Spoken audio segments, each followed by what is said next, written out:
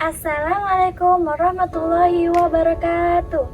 Perkenalkan, nama saya Ismi Rahmiati, NPM 22144600066 dari Universitas PGRI Yogyakarta. Guru sekolah dasar. Di sini saya ingin membuat video wawancara untuk menghubungi kuliah pendidikan bilingual. Baik, di sini saya mewawancarai 3 responden. Yang pertama ada orang tua, kemudian yang kedua ada siswa, yang ketiga ada guru. Langsung saja simak videonya. Assalamualaikum warahmatullahi wabarakatuh. Di sini saya Ismi Rahmiati. Saya sedang bersama Narendra Winisaka. Saya berusia 9 tahun. Di sini saya sebagai siswa.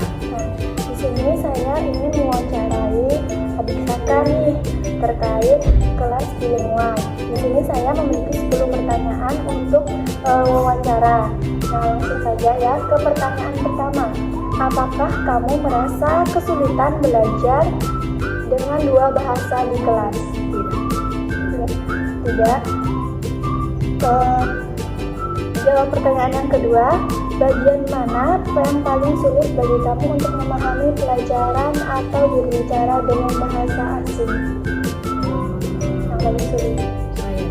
Sains. Kenapa tuh sulit?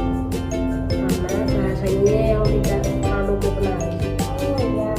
Terus yang kedua, yang ketiga, ada manfaat nih. Apakah kamu senang belajar dengan 2 bahasa, bahasa Indonesia dan bahasa Inggris? Senang.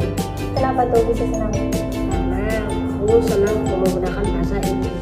Senang berarti suka bahasa Inggris. Menurut kamu belajar 2 bahasa itu membuat lebih pintar atau percaya diri nggak? Pintar dan percaya diri. Berarti kamu lebih enak pakai 2 bahasa. Oke. Nah, Masaka, selanjutnya ada pertanyaan nomor 5. Menurut Masaka, apakah semua temanmu seharusnya juga belajar bilingual? Mengapa? Iya, karena di sini sudah seharusnya menggunakan 2 bahasa Inggris dan bahasa Indonesia. Oke. Lanjut ke pertanyaan yang nomor 6. Apakah kamu merasa kemampuan bahasa Indonesiamu berubah sejak belajar bilingual? Iya. Apa perubahannya? Banyak yang belum ketahui, sekarang banyak Jadi sudah tahu. ketahui. Oh iya, betul-betul. Nah, selanjutnya, apakah kamu jadi lebih berani berbicara dalam bahasa Inggris di sekolah? Iya. Jadi, kamu sehari-harinya kalau misalnya di sekolah itu pakai bahasa Inggris. Iya. Terus yang selanjutnya,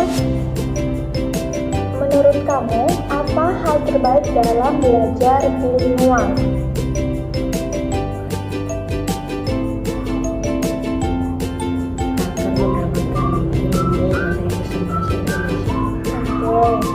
Selanjutnya, apakah kamu merasa capek atau bingung karena harus belajar 2 bahasa? Kan kamu juga bisa bahasa Jawa nggak?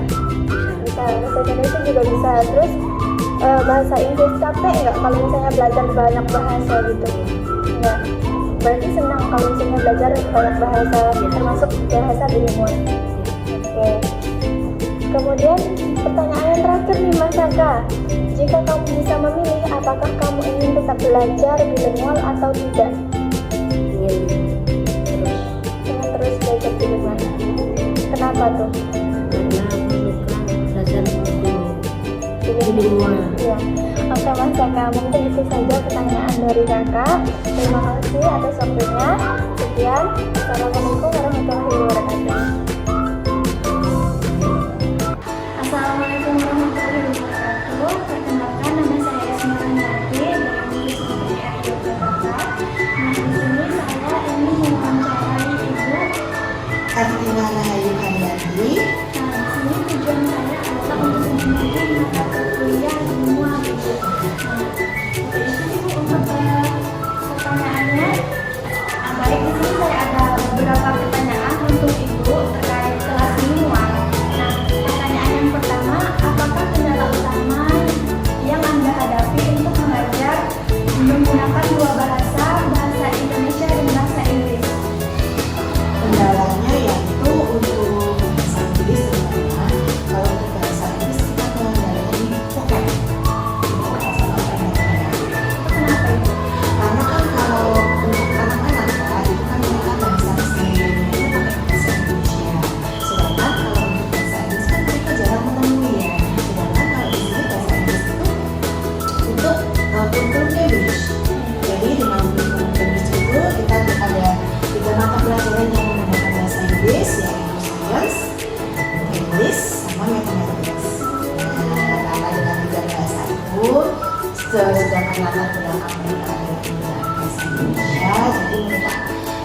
kesulitan untuk memahami pembelajaran yang disampaikan dengan menggunakan bahasa Inggris. Baik, pertanyaan yang kedua Ibu, apakah semua siswa mampu mengikuti pembelajaran bilingual dengan baik? Selama ini alhamdulillah baik ya. Apakah itu nggak ada yang kayak tertinggal atau gimana? Tertinggal beberapa karena kan memang kemampuan anak-anak itu kan berbeda. Nah, tapi kan kita sebagai guru juga punya strategi atau metode pembelajaran yang nanti akan dipahami oleh anak. Jadi nanti yang kemampuan anak yang agak beda ya, agak bawah itu nanti insya Allah bisa mengikuti. Baik, lanjut ke pertanyaan selanjutnya, bagaimana dukung sekolah dan sarana prasarana terhadap program bilingual? Kalau untuk fasilitas pembelajarannya itu bisa ada praktek ya, praktek itu nanti setelah siap untuk memfasilitasi karena kan pembelajaran di setiap pelajaran itu tadi kayak misalnya yang bahasa sains, matematik, bahasa Indonesia dan bisa tadi kan biasanya kalau mereka pakai perangkat pembelajaran pakai media. Iya, Pakai media karena anak-anak kan lebih gampang atau lebih mudah untuk menangkap pembelajaran jika langsung menggunakan media. Jadi medianya itu bisa difasilitasi oleh guru. Nah, untuk gurunya juga nanti kita sendiri itu di setiap seminggu sekali itu ada khusus bahasa Inggris yang didatangkan dari yayasan langsung untuk mengajari gurunya. Nah, nanti yang guru Cambridge adalah guru sendiri, yang guru Cambridge itu ya tidak cuma prasarana atau fasilitas dari pembelajaran, tapi juga dari gurunya dapat untuk mengasah kemampuannya dan juga anak-anak bisa dan pertanyaan selanjutnya, apa manfaat utama yang Anda lihat dari pelaksanaan kelas bilingual bagi siswa? Kalau untuk komunikasi ya nanti ketika mereka menemui bahasa asing, terutama bahasa Inggris, itu nanti mereka akan lebih cepat nangkep. Jadi nggak asing, mereka akan lebih komunikatif ya daripada yang sama sekali belum mendengar bahasa asing ya. Dan itu lagi nanti untuk kedepannya untuk SMP itu kan akan ada bahasa Inggris ya. Jadi mereka lebih punya bekal untuk bahasa Inggrisnya. Nah, pertanyaan selanjutnya Ibu, apakah siswa menjadi lebih percaya diri saat belajar dalam bahasa asing? Iya, rata-rata mereka lebih percaya diri dan mereka juga di pelajaran yang lain selain bahasa asing itu kan ada jenius awas. Jenius awas itu pelajaran yang presentasi. Jadi mereka itu akan nanti individu atau person itu akan masih kita kelas itu untuk mengasah kita di dunia. Jadi kalau misalkan di depan suruh maju, suruh ngomong itu mereka sudah biasa. Nah, selanjutnya Ibu, menurut Ibu, apakah program bilingual sudah pantas diterapkan di sekolah dasar Indonesia dan mengapa demikian Ibu? Gimana ya kalau itu sih lebih fleksibel ya karena kita tergantung dengan kesiapan sekolah masing-masing ya karena tidak semua sekolah itu kan siap untuk menerapkan bilingual karena ada beberapa juga syarat-syarat yang harus dipenuhi untuk menerapkan bilingual termasuk SDM-nya juga. Iya, betul. SDM-nya juga. Baik Ibu, lanjut ke pertanyaan yang selanjutnya, apakah pembelajaran bilingual mempengaruhi kemampuan siswa dalam bahasa Indonesia? Tidak mempengaruhi alhamdulillah karena bahasa Indonesia kan tetap diterapkan di sini pendidikan pembelajaran dan itu ternyata ada beberapa materi yang sama dengan yang Cambridge yang bahasa Inggris, jadi mereka malah bisa saling melengkapi dan anak-anak itu kadang kalau sudah dapat di materi ini, oh Miss ini sudah ada di materi ini, nah mereka akan lebih siap untuk menerima materi dari yang pelajaran bahasa Indonesia. Selanjutnya, bagaimana perubahan motivasi dan partisipasi siswa sejak diterapkannya bilingual? Alhamdulillah untuk motivasinya mereka sangat tinggi ya, motivasi sangat bagus karena kan tadi alat atau media pembelajaran yang menarik, jadi anak-anak lebih termotivasi dan semangat untuk mengikuti pembelajaran. Berarti sangat-sangat antusias. Iya, Iya. antusias sekali. Oke. Selanjutnya, apa keunggulan sistem bilingual dibanding pembelajaran satu bahasa? Itu nanti ya untuk kedepannya, untuk jenjang yang lebih tinggi seperti SMP itu kan sudah menggunakan bahasa Inggris ya. Sedangkan di sini kan untuk penerapan bahasa Inggris dimulai dari kelas 1. Dari kelas 1, nah diharapkan nanti lulus dari sini itu bahasa Inggrisnya lebih fasih dan untuk jenjang berikutnya mereka berkompetisi. Lebih matang lah Iya, ya. lebih matang. Nah, selanjutnya pertanyaan yang terakhir Ibu, Iya. apakah kekurangan atau resiko yang Anda lihat dari penerapan bilingual di SD? Kekurangannya ya. Iya, kekurangannya atau resiko. Kekurangannya nanti mungkin itu tadi untuk ke anak-anak yang kemampuannya agak rendah itu nanti akan lebih sulit untuk mengikuti.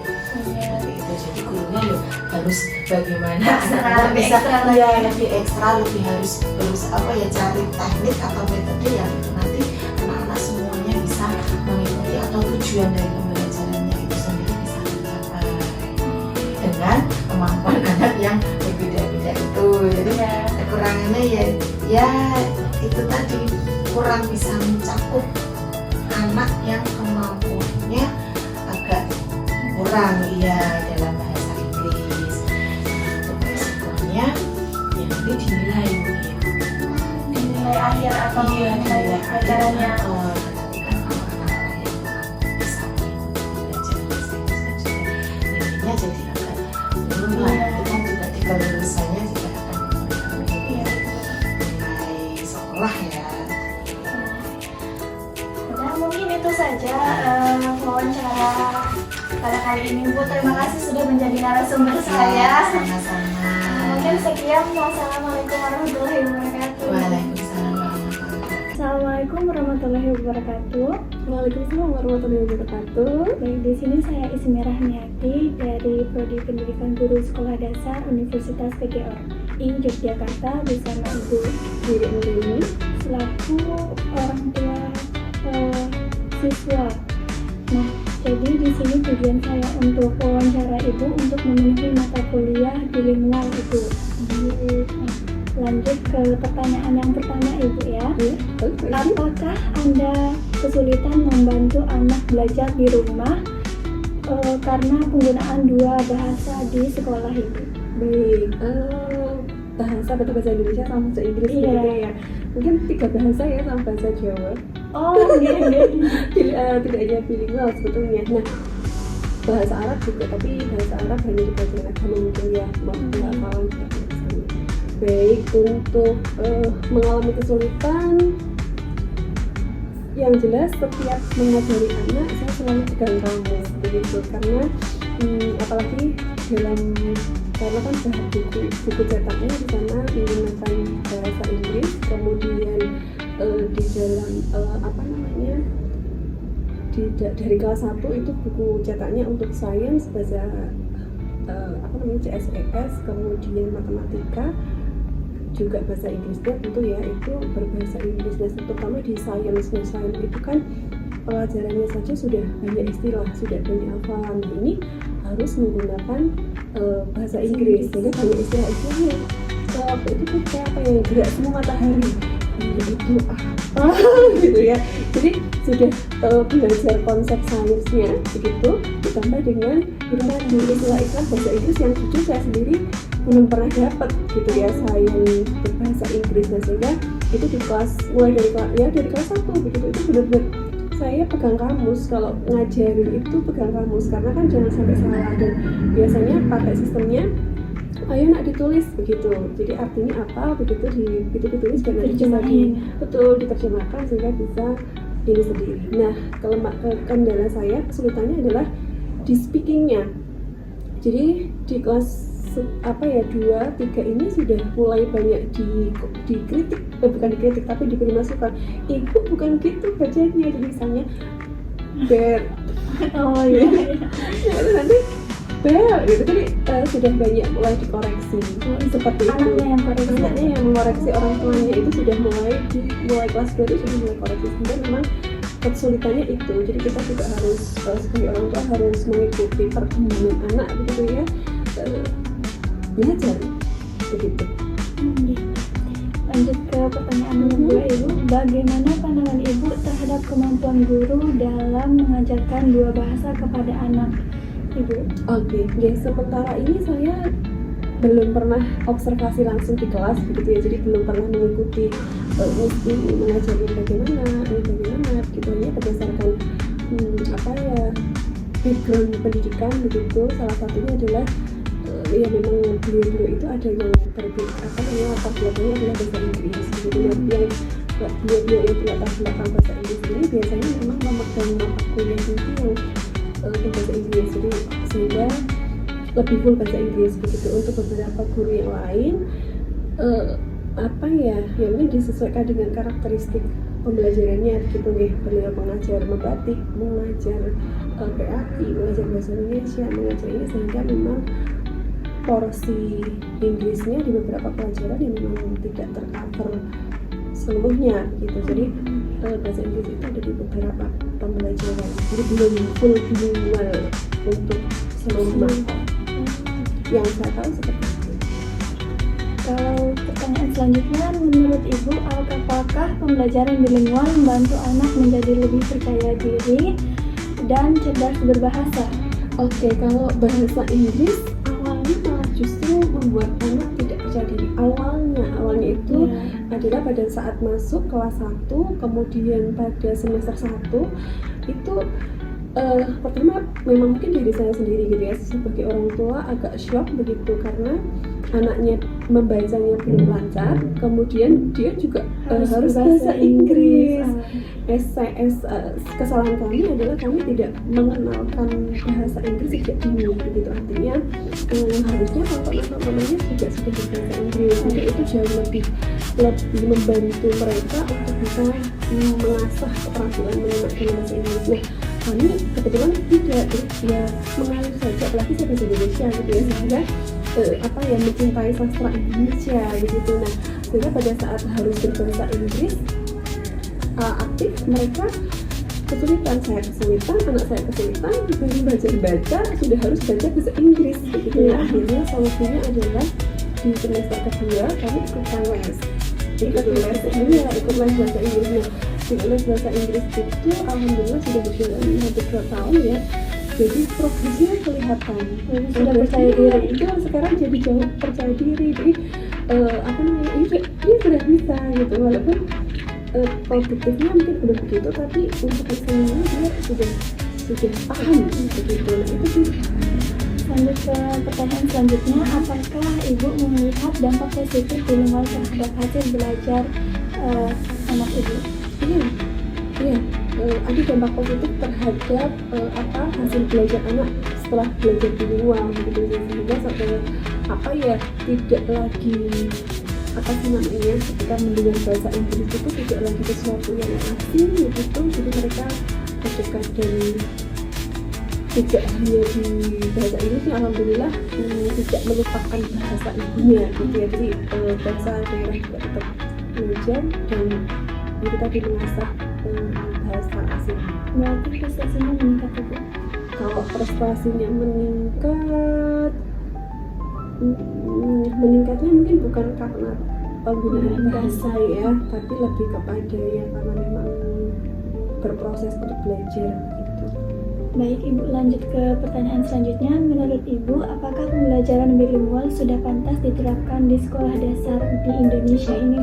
Sekolah dasar di Indonesia pantas, bagus begitu ya, hanya mungkin sumber daya manusia di Indonesianya yang saya rasa tampaknya belum terlalu siap begitu ya untuk bisa mengampu bilingual ini. Hanya nanti mungkin teman-teman yang belajar bilingual harapannya bisa menambah sana agar bisa mengampu bilingual, menerapkan bilingual di sekolah. Baik Ibu, lanjut ke pertanyaan selanjutnya. Apakah pembelajaran bilingual membuat anak lebih tertarik belajar bahasa asing Ibu? Iya, dia bilingual ini membuat anak jadi lebih tertarik belajar bahasa asing, kemudian ya segala sesuatu yang berbahasa asing tidak alergi lagi, gitu ya, tidak alergi bahasa asing dan relatif lebih suka. Gitu. Makanya mungkin sempat melihat apakah suka bahasa asing, beneran suka bahasa Inggris mana? Ya, maksudnya suka di situ jadi ramah lah terhadap penggunaan, jadi terbiasa. Baik Ibu, lanjut ke pertanyaan selanjutnya. Apakah Ibu melihat perubahan perilaku atau cara berpikir sejak anak belajar bilingual? Perubahan tingkah laku, perubahan perilaku atau cara berpikir. Berpikirnya lebih, kalau perilaku sih tidak ya, kebetulan tidak kemudian di mana-mana berbahasa Inggris begitu, belum, karena mungkin kami juga pasif begitu. Tetapi untuk perilaku berpikir iya lebih luas begitu, artinya bahwa bahasa Inggris itu digunakan di berbagai negara. Kemudian kalau kita bisa bahasa Inggris itu kita lebih bisa kemana-mana istilahnya, atau kita tidak terbatas komunikasi kita dengan orang asing begitu, dan lebih terbuka untuk mengetahui daerah-daerah, dan terbuka karena apa ya yang ditonton mungkin juga jadi lebih tidak hanya Indonesia, hanya berbahasa Indonesia saja. Lanjut ke pertanyaan selanjutnya. Apa keunggulan pembelajaran bilingual bagi masa depan menurut Ibu? Keunggulan bilingual bagi masa depan, keunggulannya adalah anak menjadi terbiasa begitu dengan penggunaan bahasa asing di kelas, terbiasa untuk membaca teks yang di sana berbahasa asing di sekolah, sehingga nanti pada saat berkomunikasi di jenjang menengah misalnya di SMP begitu, itu sudah tidak kaget lagi begitu. Kalau misalnya Ibu berarti di masa depan itu mau menyekolahkan anak Ibu di bilingual lagi atau gimana Bu? Targetnya begitu, syukur bisa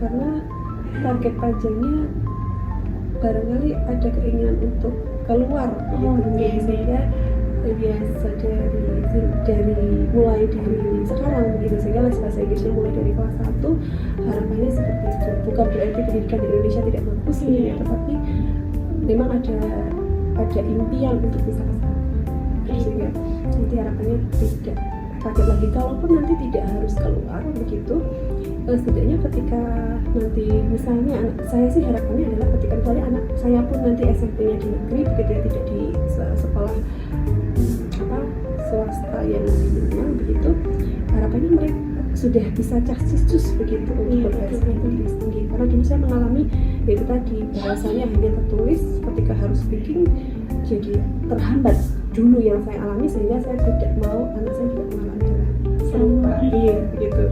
Baik Ibu, lanjut ke pertanyaan selanjutnya. Apakah pembelajaran bilingual menimbulkan kebingungan bahasa atau kesulitan bagi anak Ibu? Bilingual menimbulkan kebingungan bahasa awalnya iya, jadi di kelas 1 itu iya, tapi untuk di kelas 2 sudah mulai adaptasi, di kelas 3 ini saya lihat, saya ikuti sih sudah lebih lancar. Semoga nanti kedepannya juga makin lancar. Baik, lanjut ke pertanyaan yang terakhir Ibu. Menurut Ibu, apakah semua anak cocok mengikuti program bilingual? Saya rasa bilingual cocok untuk semua anak begitu, karena itu untuk kepentingannya di masa depan gitu. Bahasa Inggris dengan kita menguasai bahasa asing, satunya bahasa Inggris, kita bisa menggali lebih banyak informasi begitu. Hanya kendalanya adalah ya itu kalau mau optimal berarti tidak hanya dari sekolah tapi juga orang tua bisa mengimbangi proses belajar anak dengan menggunakan bahasa Inggris di rumah setidaknya begitu. Sudah cukup. Baik Ibu, terima kasih untuk telah menyempatkan waktunya untuk mewawancara hari ini. Saya tutup. Wassalamualaikum warahmatullahi wabarakatuh. Waalaikumsalam warahmatullahi wabarakatuh. Sukses selalu Mbak Ismi. Terima kasih Bu.